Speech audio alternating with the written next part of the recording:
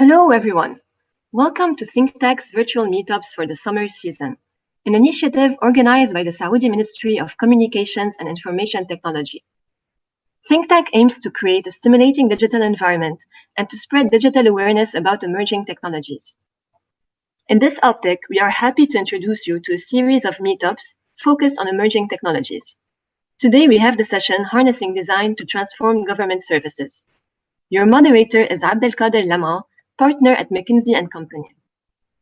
Abdelkader is a partner who leads McKinsey Digital Labs in the Middle East, a practical strategist with 15 years of experience in business and digital transformations.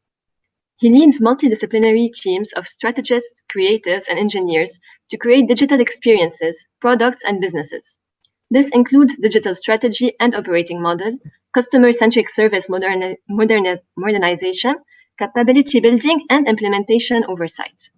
Abdelkader, the floor is yours. Thank you, Jana, for the kind introduction. Hi, everyone. We come today to discuss a topic that touches the lives of everybody. All citizens and businesses interact with the government at some point in their lives. I have the pleasure today to have a conversation with a fellow partner, Vedya, who has been with McKinsey for almost 10 years, based in Singapore, and supporting governments across Asia on the topics of digital government and economy. Vedya has recently moved to Sri Lanka to start up our new office there and had spent a lot of great time with some wild animals during the COVID situation. We all feel envy of this. Vedya, thank you for joining us today. Thank you so much for having me, AK, and thank you for the kind introduction. Hello, everyone. Very pleased to be here. Thank you. So today, Vedya, we're going to look from different angles at the topic of design in government. So we know that we have a new generation of people, the millennials and others, are now really used to top-notch experience from the services they use online. Like they interact with Apple and Facebook and Google, and then they go to interact with the government and they start asking questions like, why can't we get a similar level of experience? So today we're going to look at this topic from multiple angles based on your experience. Why is it important? What are the top governments doing in this space? What can we learn from that? And what are really these skills and capabilities required to make it work? So to just kick us off, maybe, Vidya, the first question on our mind is, why is design important for government? That's a great question, right? And links to the introduction you just gave, AK. I think fundamentally the days of government knows best are over, right? As you rightly said, private sector is setting such a high bar for consumer experience. And if you think about citizens, right, of governments, they are not going to compare the service they get from the government with the government of the neighboring country, right? They are going to naturally compare the government services with other goods and services from the private sector, Amazon, Netflix, Uber, that they consume on a daily basis, right? And there, the private sector is setting such a high bar on, just to pick a few examples, the Netflix recommendations that you get these days are just so bang on, right? So many of us during the COVID lockdown who were binge watching Netflix are like, oh my God, how did they know that was exactly what I was looking for? And Amazon, which does predictive shipping, right? I received a book a couple of months ago, which I did not even order, but was pretty bang on in the zone of what I would have liked to read, right? So it's not even predictive showing me the list of, it's literally shipping, preemptive shipping, right? It's a private sector is taking things to a whole new level. And exactly as you said, citizens are expecting similar services from the government, right? And what we've noticed is McKinsey did this survey of this research of citizen services provided by governments and citizen satisfaction across a whole bunch of around 20 countries, governments around the world a couple of years ago. And the findings were quite telling, right? Just to mention a few of them, satisfied customers or satisfied citizens in this case are 9 times more likely to trust their respective governments, right? 9 times more likely to trust their respective governments. And on the other hand, dissatisfied customers are 2 times more likely to publicly express dissatisfaction and also to reach out to government and government agencies more than 3 times in a year, right? So you can imagine all of this translates into economic costs, social costs, and what have you for the government, right? So very clear that citizen experience helps government agencies to truly achieve their mission statements and more satisfied customers. We know this from the private sector, it's not rocket science, right? Tend to be more frequent users, they tend to spend more, they tend to complain less, they tend to use your call centers less. The economics works out, but also the more social side of things, having more satisfied citizens, that side of things is the economic and social side really is driven by citizen experience, right? So I would say a combination of pressing population concerns with more aware citizens, plus also maturing technologies, right, is putting citizen experience front and center for governments. And we think of design as a way to really harness that, right? To put customers at the center is at the heart of design, right? I think that's why design is super crucial to governments. Sorry, long answer to your question, but feel quite passionately about this. No, thank you. I think it's spot on. Basically, you're saying there's economic, social, and trust benefits. So it's a no-brainer. And in reality, I do find that every time we talk to governments, it seems customer experience and design is top of agenda. However, I don't think it's very clear really what are we talking about. I mean, we don't do shipping per se. We're not showing videos like Netflix. So maybe from your experience, tell us what does good design look like from a practical experience that you have seen? No, that's a great question, right? And maybe let me take that on by bringing to life a few examples from Singapore, right? Which is where I've spent most of my time, most of my adult life and my career, right? Maybe let me pick on three examples and also try and tease out what are we learning from that, to your question, right? What does good design look like? What are we learning from there? One example that always stands out for me is a couple of years ago, Singapore embarked on this whole mission to say, let's look at the pivotal moments in life of a citizen, right?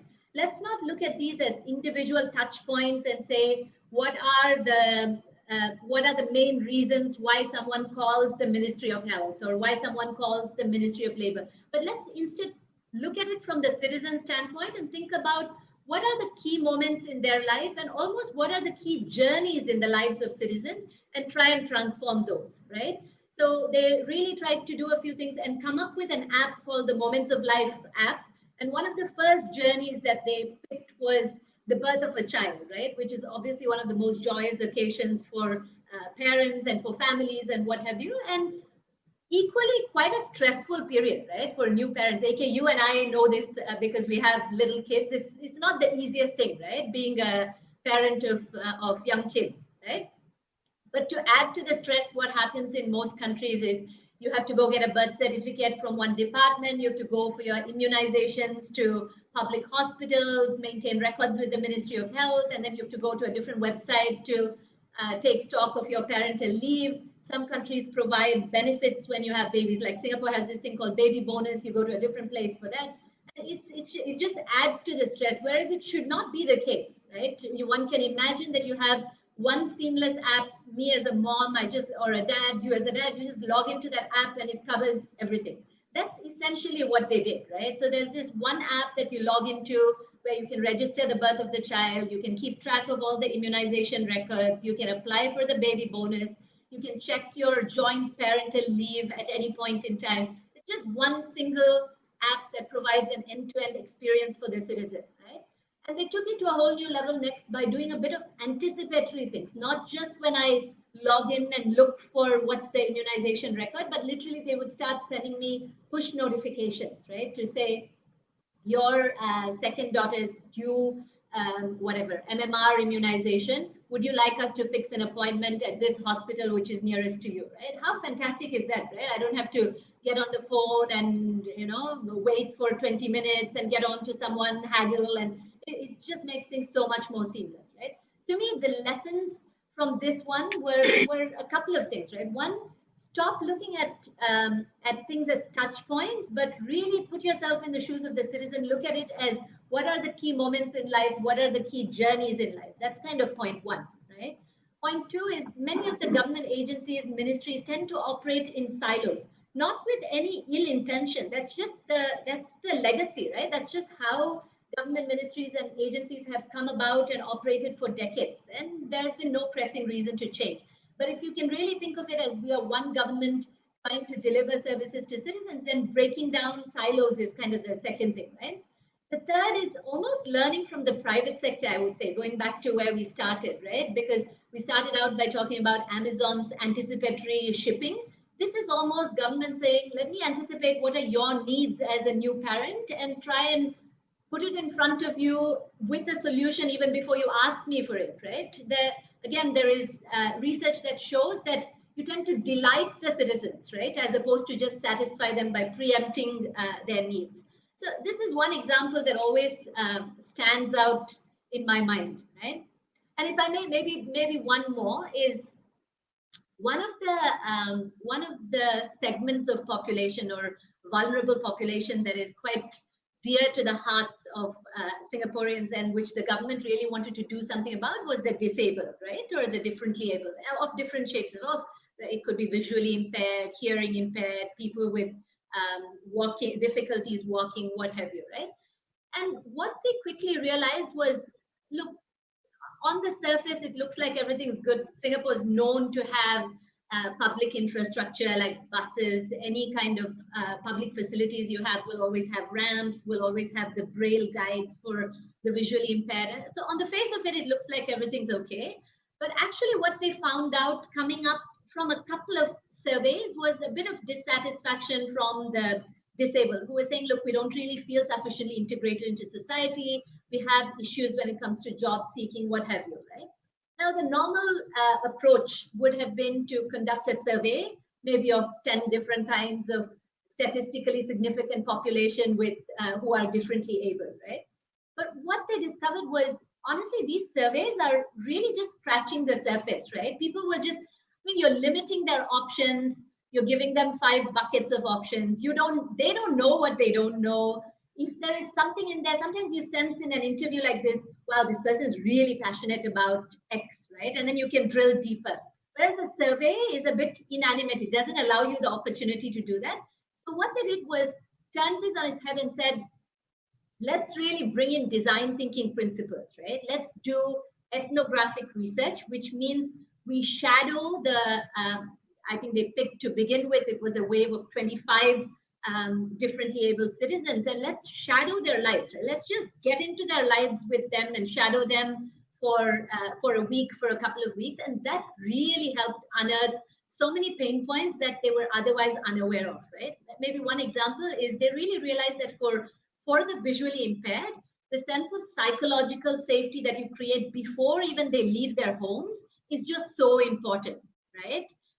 For parents of kids with autism, what happens in their special needs schools is a bit of a black box, and they have no idea how to continue the learning of these kids over the weekends, right? So these were things that they really would not have picked up if it was just done through. So ethnographic research, applying design thinking principles, really unearthed some of these under the iceberg kind of pain points.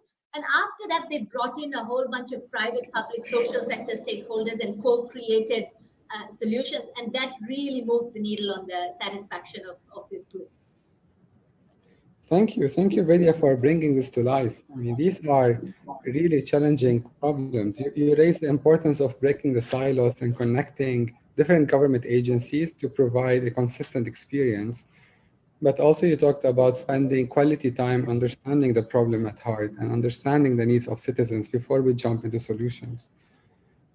We tend to see that these things are not really given the right amount of time typically. Like we look at different government initiatives and they say the right things, but typically we don't have enough time. There is a crunch of schedule, a deadline coming soon, and then we go do some workshops. So what would be your advice to somebody who's trying to now launch a new digital government initiative in terms of how to bring the voice of customer to the room?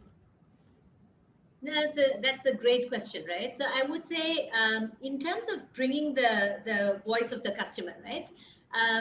First of all, like I was saying from this example, this whole notion of doing ethnographic research as opposed to surveys or focus groups is a great tool, right? It really unearths kind of below the iceberg sentiments and issues, right?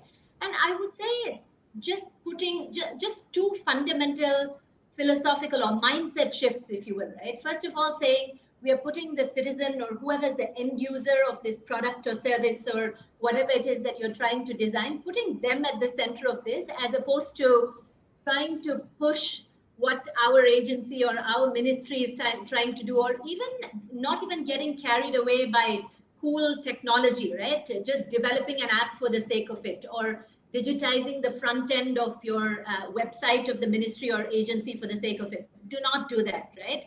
So really focusing on putting the citizen first, right? Or whoever is your end user first. That's kind of mindset shift number one. The second thing I would say is co-creation, right? We've really seen the power of co-creation in that if you try to develop something and then go and put it in front of people and test it, as opposed to bring them into the room. Exactly, it's how do you bring their voices?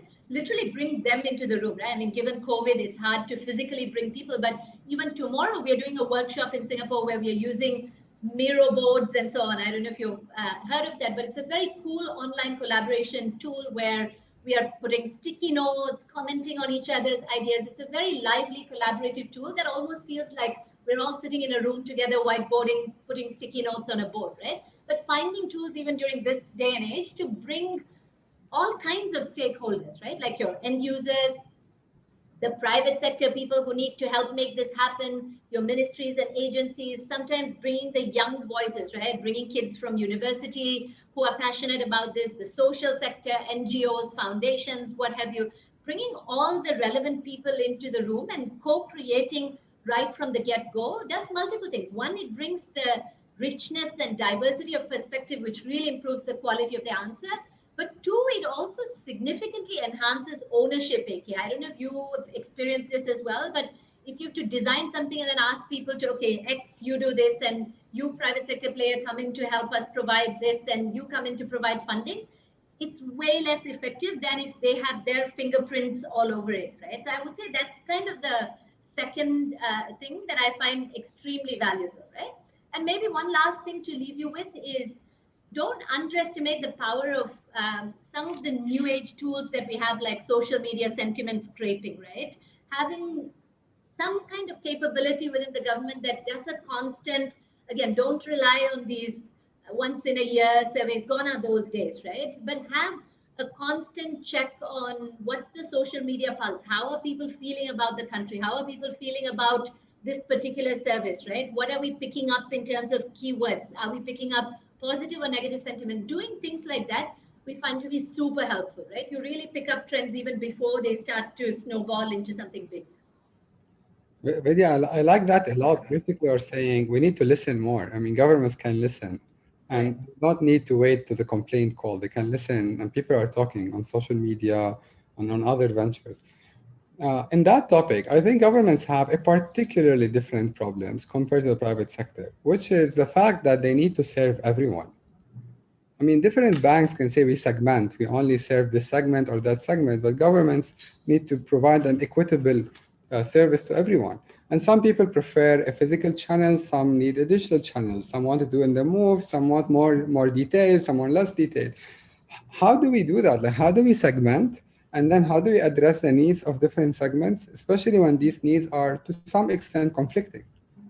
Yeah, no, that's a great question, and I'm not going to claim to have the perfect answer to this, but happy to share a couple of lessons based on what I've seen work. Right. So I think first of all, AK, this heightened sense of awareness about exactly what you said. There are going to be different segments of the population, and not expecting not underestimating the importance of change management, if you will, right? Don't think of it as a technical problem. It's also an adaptive problem. These are human beings we are dealing with, right? So just because it's logically cheaper, faster, better, don't expect people to go to that, right? They've been doing it in a certain way for decades. They wouldn't suddenly just switch to it because you say it's cheaper, faster, better, right? So think of it as a holistic kind of change management problem, the heightened sense of awareness. I would say that's kind of point one, right? Point two is recognizing who would be those outlier segments, right? In many cases, it would tend to be the very young, the very elderly, it would tend to be the disabled, it would tend to be the vulnerable segments of the society who may not have access to technology, who may not be as digitally savvy, who may not have as much exposure, and come up with creative ways to work around these, right? And also to heighten the empathy levels of the public service officers who are dealing with them, especially in the early days of change management. It's important to almost train the civil service on how do you deal with this, right? So one end of the spectrum is getting super frustrated and, gosh, this is cheaper, faster, better. Why wouldn't you just go do it online, right? Then you've kind of lost the citizen there. But the other extreme is to say, fantastic, let me handhold you to do it the same good old-fashioned paper way until eternity, right? Then you're not helping change happen either. So there's a bit of a happy medium, and there are some cool examples of what countries have done to effect change, right? So what Russia did, I recall, was one of their big vulnerable segments was the elderly, right, who wouldn't naturally adopt digital channels, etc., right? And so what they did was quite clever way of saying, in schools they found that the sweet spot group was the 11, 12-year-old kids. So it's not the 10-year-olds who don't know that much, and it's very hard to ask a 10-year-old to go build capabilities, but the 13-year-olds become a bit quote unquote obnoxious. So there is the nice, before you get into the teenagers, they found that the sweet spot was the 11 to 12-year-olds, and they made a massive campaign about kids. We really want you to go teach your grandparents how to use the following three government services that are going to be super important to them, right? And they incented them with all kinds of, you get gold stars and you get house points, and they celebrated the kids who built amazing capabilities in their grandparents, and then kids took this on and extended it beyond their own grandparents to all the elderly in the block. It's an amazing force for the good, if you will, right? It's a very cool idea of getting one segment of the population to kind of be a voice of change, right? And just to square it off, I want to bring us back to when we at McKinsey, AK, you're very familiar with this. When we at McKinsey think about any change management problem, we think about the famous 4-part influence model, right? And the idea is 70% of transformations or change will actually fail unless you try and make holistic change management happen, right? What do we mean by holistic change management? So there are 4 parts, right, to this puzzle. Simply put, it is show them, tell them, teach them, reward them.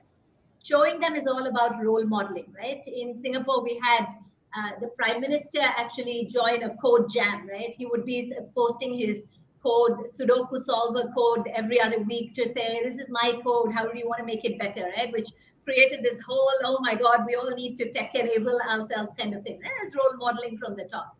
Telling them, right, the change story for genuinely, why are we trying to change, right? This is where the logical influence of faster, better, cheaper, you will be able to access things even before you know it's a problem, etc. Telling them, why are we trying to change, right? It's not for no reason and to make life painful for you, right?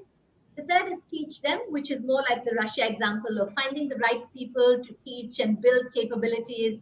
In some countries, it could be your community workers, community centers, finding the right influence agents to build capabilities. The last one is rewarding them, right? And rewarding as well as anti-rewarding, right? So this is not to say you go punish your citizens, but slowly you start withdrawing the carrots from the paper way of doing it, right? So if you use the online channel, you get whatever, right? I've seen governments go all the way to say you get tax relief of a couple of percentage points if you do early filing and do it online, what have you, right? But incentives of different shapes and forms, right? So those would be, so think of all 4 parts when you want to make sure, show them, tell them, teach them, reward them. Thank you, Vidya. That's very practical and very specific. I really love the way they try to integrate the kids with the grandparents to make this change. This is a genius move to find the right age. I wish we can learn more from that. Some questions, Vidya, already coming from the audience. I think we can take a couple. Our friend Desiree was asking about the trade-off between let's do more, let's digitize more services versus let's improve what we have already. Right? So this is a second problem with governments. The challenge, not problem. Governments deliver thousands of services. Like compared to any private sector, I mean, the rest, banks looks like very small, tiny kind of portfolio of services.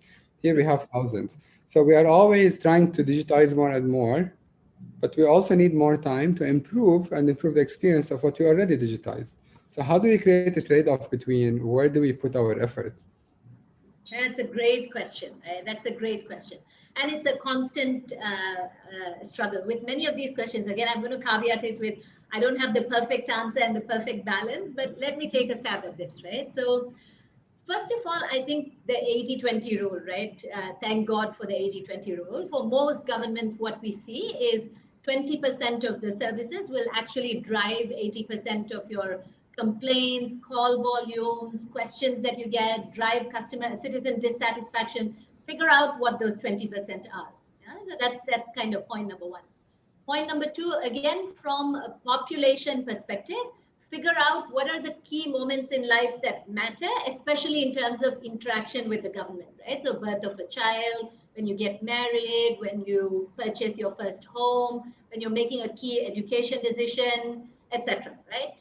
Death of a person, etc. These are key kind of life moments, and start thinking of it as digitizing journeys, right? And think about the most pivotal journey for different segments, right? For students, it could be X. For the elderly, it could be Y. Just think about in your country, what are the most pivotal journeys, and start there, right? Do not try and boil the ocean and say we need to get to perfect on, first of all, building our capabilities. We're going to build perfect capabilities and then start digitizing per this master plan. Honestly, be quite 80-20 about it, right? So pick the moments in life and the services that matter, and do it in agile iterations. You're never going to be done, right? It's never going to be, look, let's get it to 80% and by next year it's going to be 100%. It's never going to be there, right? There's always going to be ways to improve it. But in terms of what is good enough, that's a great question. Have some mechanism of getting feedback, getting pulse check from your citizens, right? Whether it's a bit of almost A/B testing, right? Getting a sense of what was the aggregate average anonymized score before we made this change. And it's nothing fancy. Please do not bother citizens with a long 20-question survey every time they paid their tax, right? Therein you killed the citizen experience. And it should be a very simple smiley board with, a sad face, neutral face, happy. Where are you on a spectrum of 1 to 5? That gives a very quick pulse check, and do the rest of it by doing social media sentiment scans and stuff like that, right? So I would say very simple, non-burdensome pulse check to get a quick sense to see, are you progressing directionally in the right way, right? It's just one thing in terms of what not to do, right? What our research showed is, if you try to digitize the front end, right? So you have a new cool app or a cool web landing page for people to go, I don't know, pay their taxes, right? But you've done nothing about digitizing the back end process for the next 18 months, then citizen satisfaction is likely to fall rather than stay flat or improve, right? So what I'm saying, in other words, is you're better off doing nothing than just putting, essentially, if I can be brutally honest, putting lipstick on a pig and making the front end look pretty and do nothing on the back end for a good 12 to 18 months, then scores will actually suffer, right? So do not do that. That would be a what not to do. Yeah. Yeah. I mean, this is really complex. Thank you for sharing that light. I'll build on it. Vidya. Yeah. I think the second problem that I personally see from experience is we have the project mentality, i.e., we have to deliver this project. We bring a team across government. We spend time talking to customers, users, designing, iterating. We launch, we celebrate, and then we leave it there. And then we jump to the next thing. And over time, the service deteriorate, or actually we don't capture all the feedback we want. So I want to ask you, what is the best practice processes and activities after we launch, not before? Before we got a good idea. After we launch, what should we do? Absolutely. I think few things, right? Making customer experience or citizen experience a key, almost KPI for all of government, right? Having it as a whole of government KPI that comes down right from the top. In Singapore, the way this was role model was the Prime Minister and the ministers would host what they called Our Singapore Conversations, right? To role model the fact that, guys, citizen experience is front and center of what we do. If we are not delivering on that, we are not delivering as a government, right? There were public statements made about how this is number one KPI. So putting that at the heart and literally formalizing it by having that as KPI for the civil service, right? Going all the way to that. Once you do that, I think building that mentality of continuous improvement amongst the different agencies, especially the ones that are super pivotal to the key moments in life and the key services that I spoke about. It's not a once and done exercise, right? So you provide them with, in some countries, I've seen it done by a central, call it center of excellence, which picks up, citizen feedback on all the different ministries and agencies, and they'll provide it to you on, call it a monthly basis, including the social media scraping and so on. The thesis being, it's very hard to build these capabilities for every ministry and every agency. Some countries may have it, but many governments are not yet there, and that's perfectly fine to centralize that capability, right? But providing that transparency on a regular basis to the ministries, to the agencies, and I've even seen some countries, without naming names, go as far as do a leaderboard, right? Creating a bit of that healthy competition among the ministries to say, this month, Ministry of Health has 92% citizen satisfaction, while Ministry of Education is at X, right? That's pretty much all you need to do sometimes, not even formalize it as part of people's KPIs and bonuses. And that in itself creates a bit of the healthy competition needed to edge people forward, right?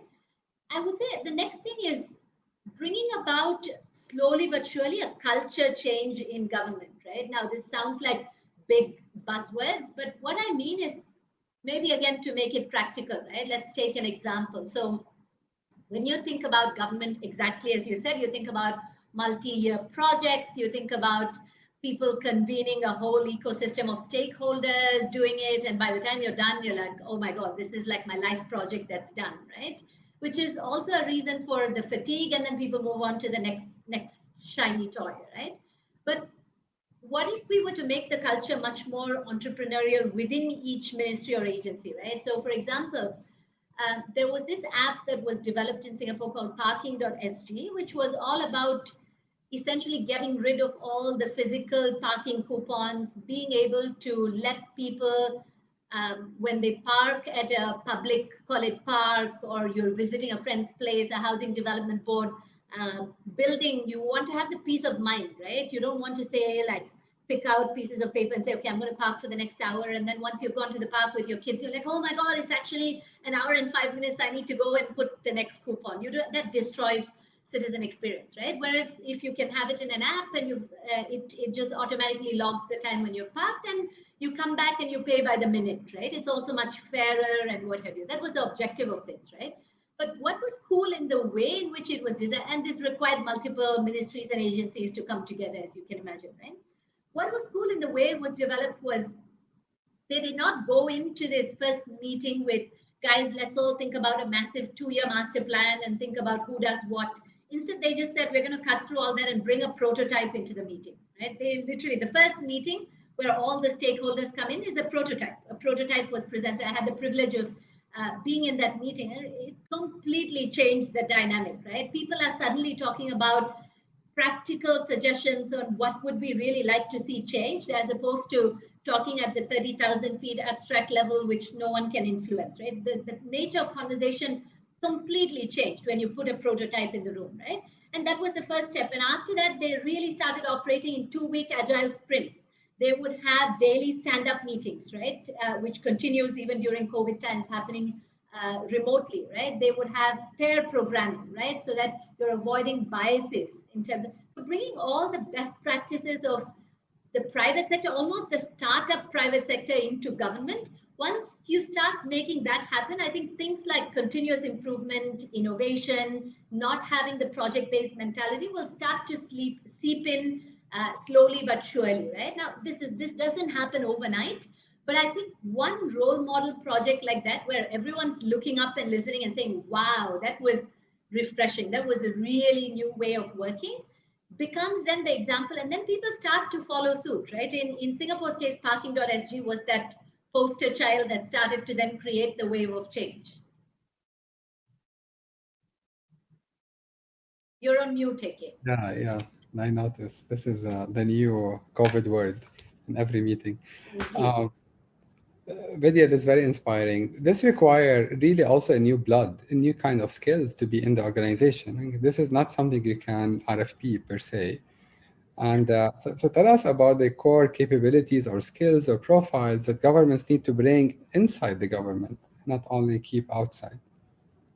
No, absolutely. It's spot on, right? This is not something you can RFP and get consultants to come and do as projects or outsource or what have you, right? So I would say a couple of key enablers that need to be put in place, right? First of all, equipping the public servants in design as well as broader digital and tech capabilities for ongoing transformation, right? So almost having civil service capability building. Many countries have this concept of a civil service college where you bring civil servants in for capability building, ensuring that you have some element of digital and technology on pretty much a monthly, if possible, even more frequent, right, on a fortnightly basis. And this doesn't have to be long, like lectures over days, right?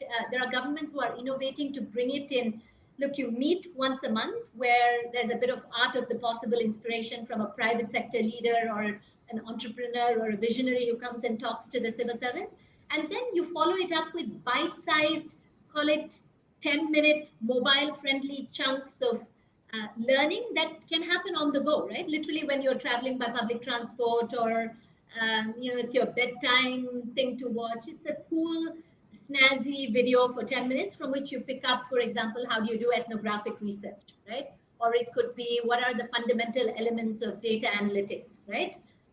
So that level of upskilling the broader civil servants on a basic level of understanding technology. What do we really mean by agile? What do we mean by design thinking?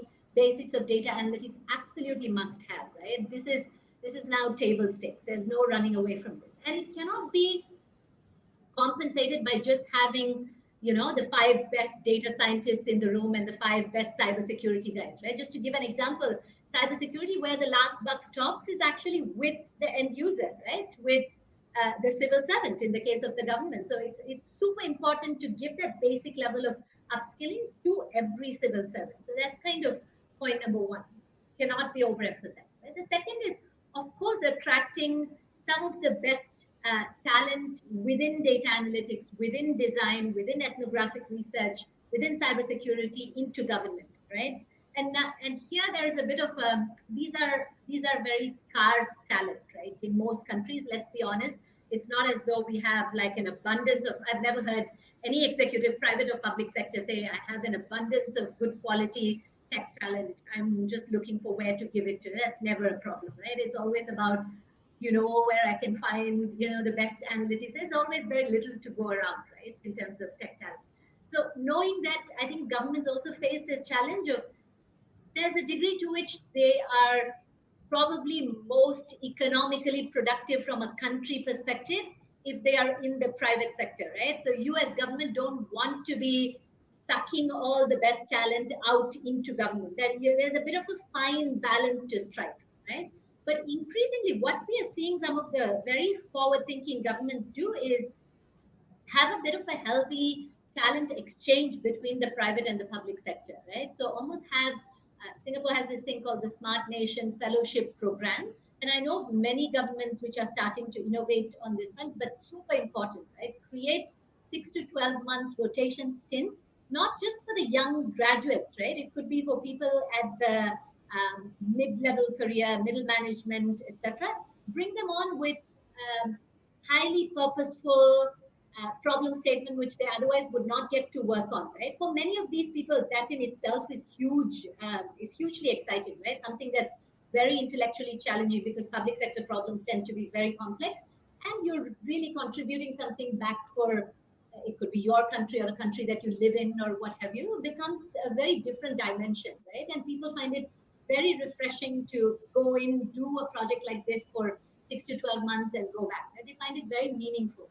Likewise, the other side of the exchange as well, getting civil servants to go into rotations in the private sector. Because if regulators are sitting there, for example, trying to govern what fintech apps should look like without really knowing what it is like to be in one of these banking ecosystems or to be in a fintech startup, you're really operating in a void, right? Beyond a certain point, it's just abstract sitting in an ivory tower. So both aspects of the exchange are increasingly becoming super important to keep that healthy mix of talent and capability.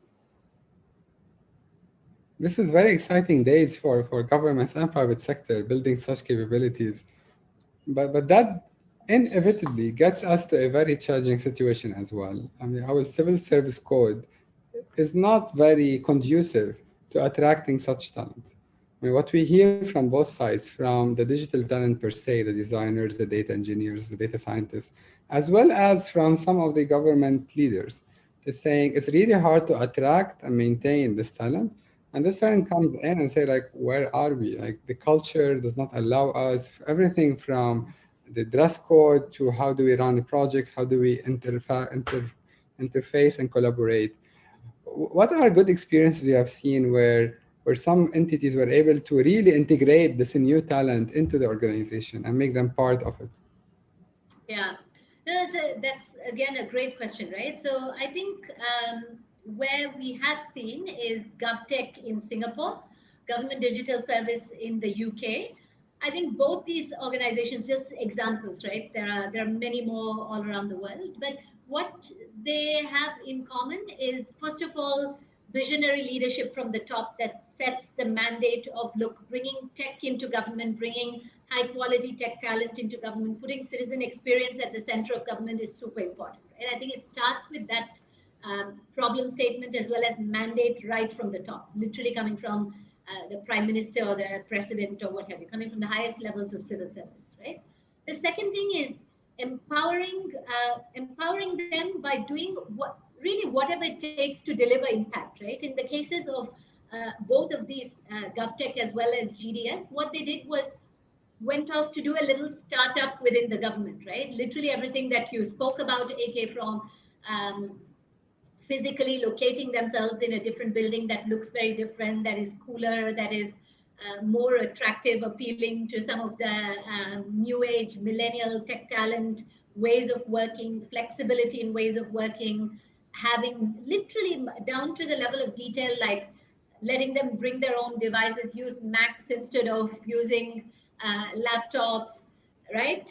Just the way the physical space looks, what they wear to work, paying attention to all of this, how they get compensated, literally all of that, and bringing them together. So creating a very different way of working, not just the physical aspects in terms of how it looks and feels, but also genuinely in terms of the operating model, right? Like I was saying, the agile methodology that is adopted, genuinely taking a whole of approach, a whole of government approach, doing the daily stand-up sessions, doing the 2 week sprints, having the culture of test and learn, right? Experimentation and failing fast, right? One other aspect I forgot to mention in this parking.sg example, which is hugely inspiring, is they tried to role model this thing about, look, let's not get too wedded to any of the things that we brought up in the first prototype. The first prototype had, I recall, they had AR, VR in order to detect kind of parking errors, right? Like, have you parked, using machine learning to say, was this intentionally wrong in terms of this person has gone a bit over the line, or is this a genuine mistake where you would give a first warning, right? And bringing to bear the most difficult kind of judgment questions. And eventually what they decided was, you know what, there is nothing to beat human judgment in such cases. Technology is not yet advanced to replace human beings in certain dimensions like this, and we don't want to lose the trust of the citizen by making a couple of stupid mistakes, right? Where we penalize someone for, we really think this was a horrible mistake, or if the guy's like, I'm a first-time offender, right?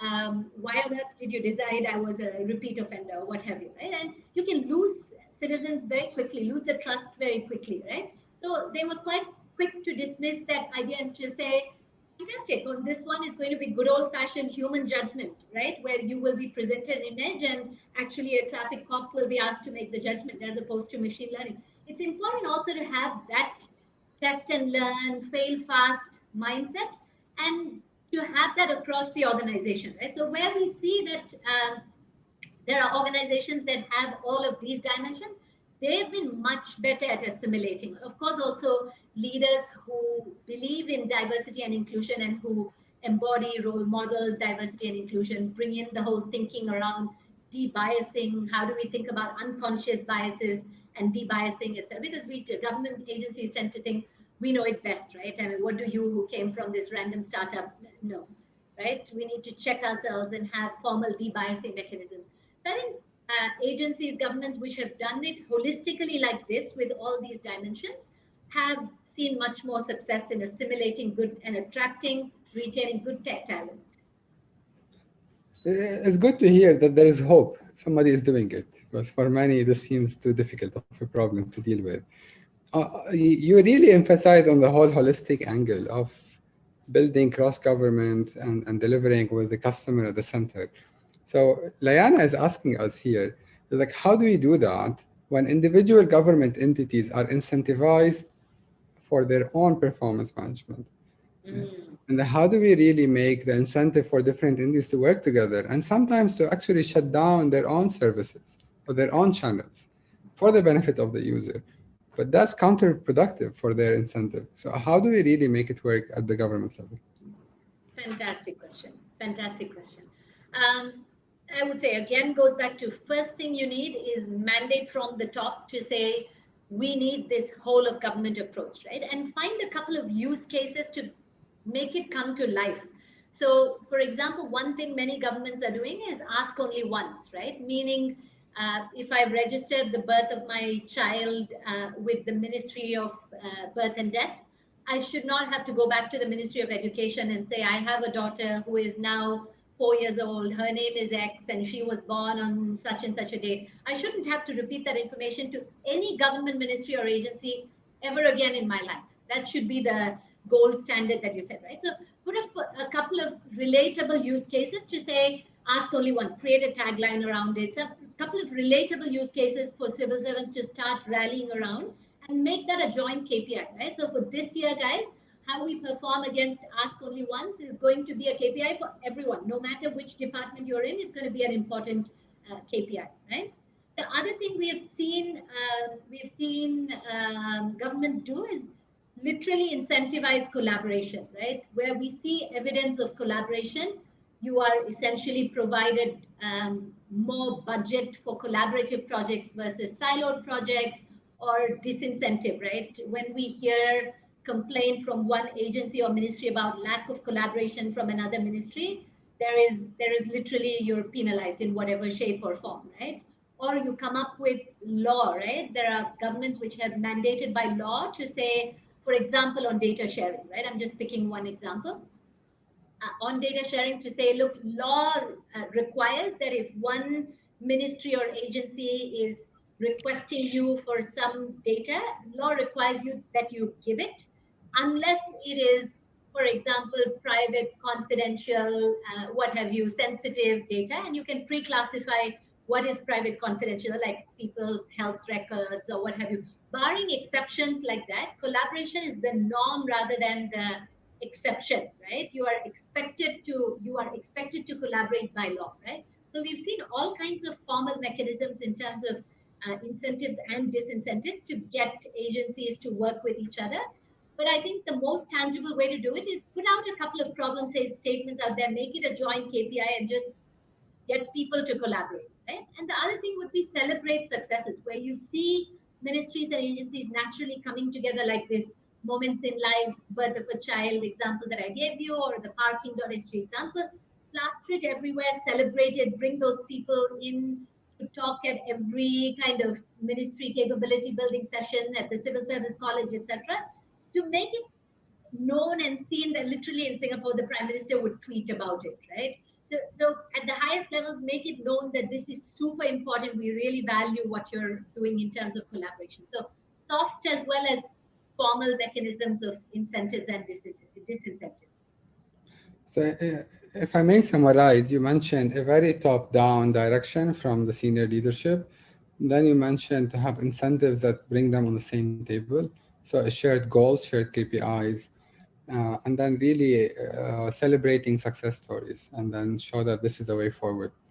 Exactly. It seems like a winning formula here that others can copy.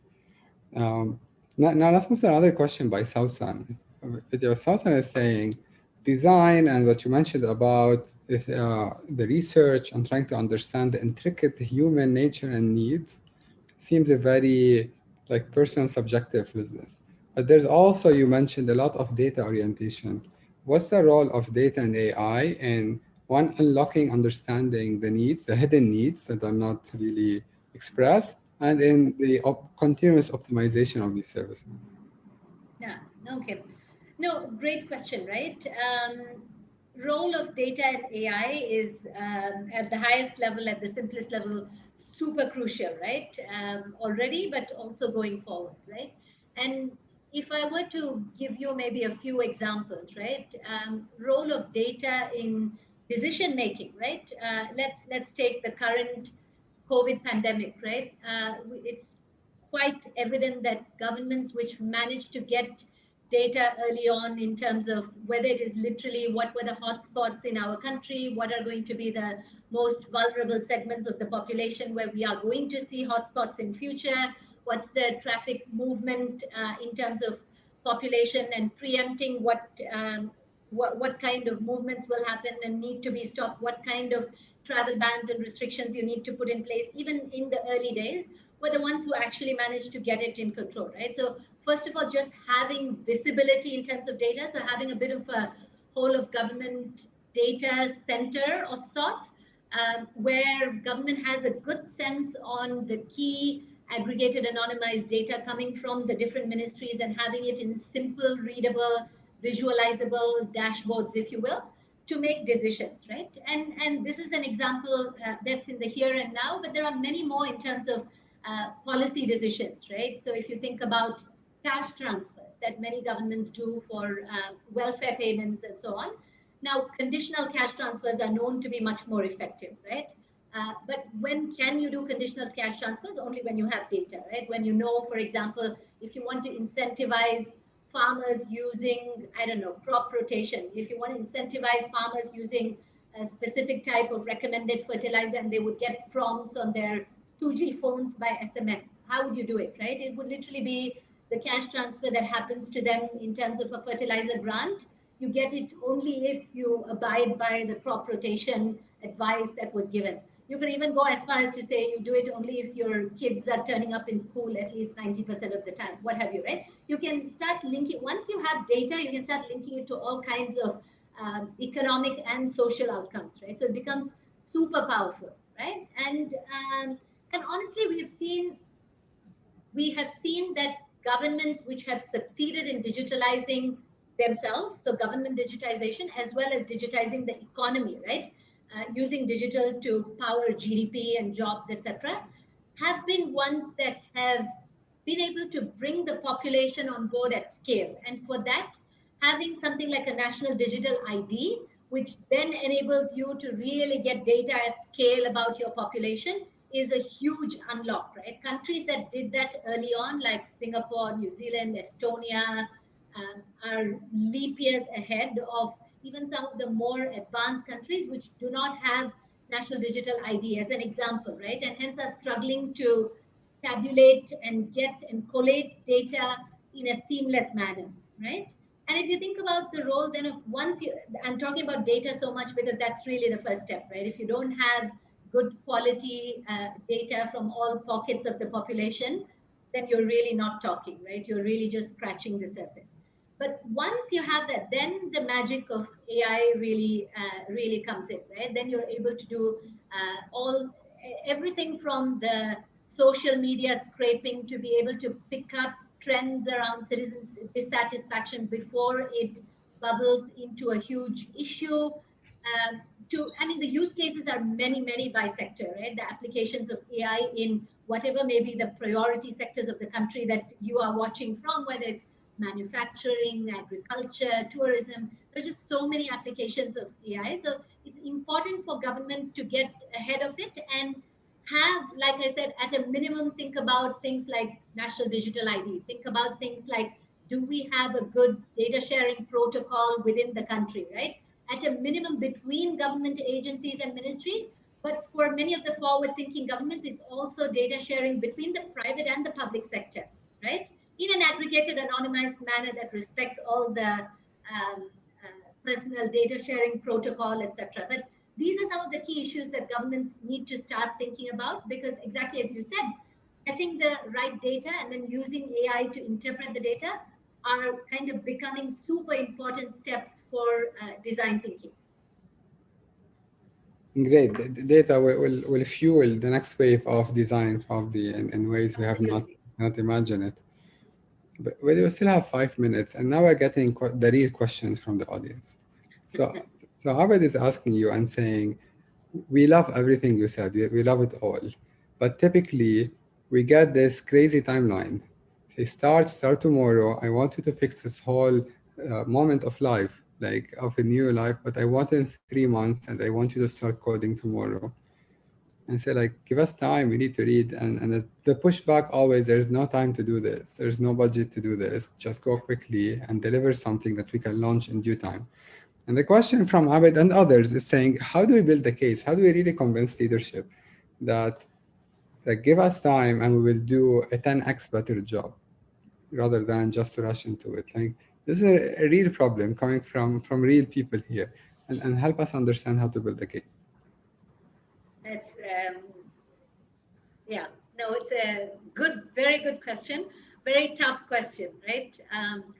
As we all know, change management is the toughest element of this whole thing that we are talking about, right? I'm going to go back in a boringly consistent manner to the four-part influence model, right? So if you are, depending on who you are as a stakeholder, if you're trying to convince the government to, this is why you need to do it in a fast, agile manner, I would start with, first of all, role modeling, right? Convince the leaders at the top on the high level of ambition. Why are we trying to do this, right? All the things we spoke about. That's why we started with this. That's why I liked, AK, that you started with the question on why is this even important, right? And I would start there, even in making the case to the governments to say, guys, come, your citizens don't really have, it's amazing that you have 20 other projects to focus on and you'll get it done in the next 18 months, but citizens don't have that kind of time. They are no longer the citizens of even 10 years ago, right? If I can be brutally honest, even if I think back to what my demands were of government services personally 10 years ago versus now, I have to admit my demands are significantly higher, right? So literally bringing that to life for the government leaders to say your people are comparing you versus private sector, not to your neighboring country's government. Yeah, let's be super clear, or not to how you performed last year. Let's be super clear on that, right? Yeah. Bringing that to life for them. That's point one. Point two is again using this. So that's on the the case for change, right? The tell them part of it. Another aspect of the tell them part of it is all this research around, if your government leaders want to be influenced by research, all this research that we spoke about around really in terms of trust for the government, trust in the government, right? The single biggest driver, we've seen that 67% of trust in the government is influenced by citizen experience, right? Make no mistake. So two-thirds of how a citizen perceives whether a government is trustworthy, which is super important if you're the government, is driven by citizen experience. So again, you just do not have the time to waste, right? When people are asking for it now. And role modeling, like I said, start with the leaders at the top and get them to do the convincing a bit on, guys, this is super important. I believe this is super important. And some kind of personal case for change coming from the leaders at the top, right? And Vidya, then, sorry, sorry, go Vidya, on. to interrupt you. I like where you're coming from, but what Awad is saying is this first step of convincing them of the importance of doing this is done. Now the challenge is they agree. They wanted tomorrow. And then we find ourselves now, I'm talking in the name of the team that's responsible to deliver on this. We find ourselves struggling to deliver like a really complex piece within a few weeks. And we cannot go and interview anyone. Like we can't get proper customer research. And we try to do something based on first principles. And then we launch and then nothing happened. I move to the next project. So when we go and talk about this, they say exactly what you are saying. The people are waiting. We cannot be delayed. we can't just afford to spend another 3 months designing this. Go guys and deliver it. And I say like, Got sure, it, we got want it. to deliver it.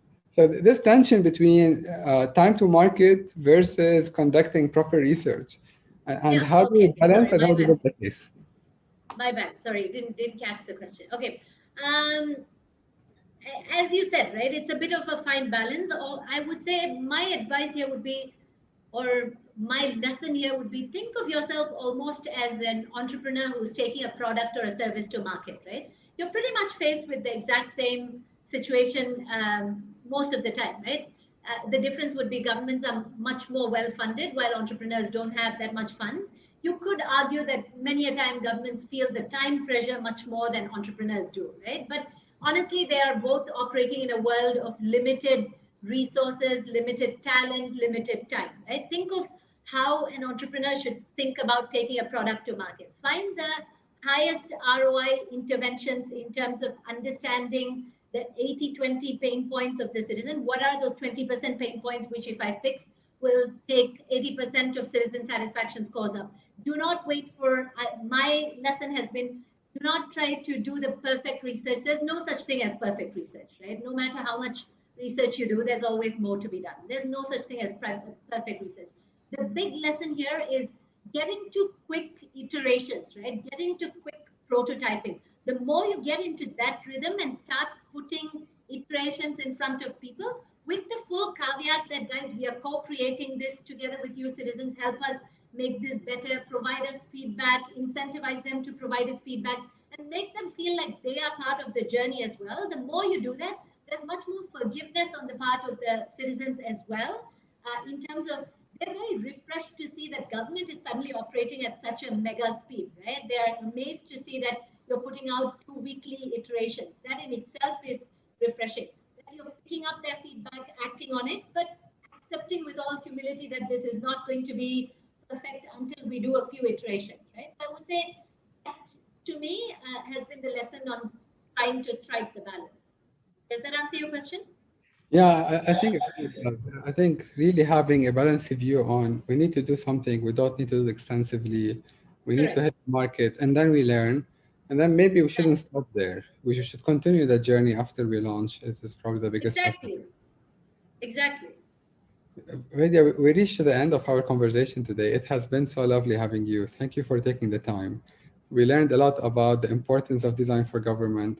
We listened to very practical and interesting stories that you brought them to life, like the 11 to 12-year kids helping their grandparents. And then to how do we make the change happen in the government and how to build the case.